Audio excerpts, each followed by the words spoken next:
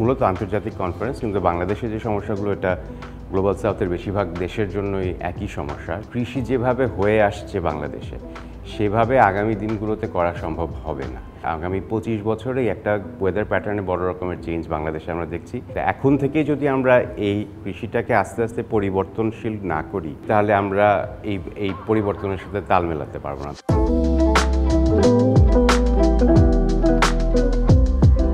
This is a conference that's made up of practitioners. It's made up of people who are every day designing programs that are working with local communities, that are actually in frontline communities. We will be able to take some of the innovations that we hear at the forum and put it into practice, and in that way it will help the people, particularly smallholder farmers, adapt to the changes that they are facing in climate change.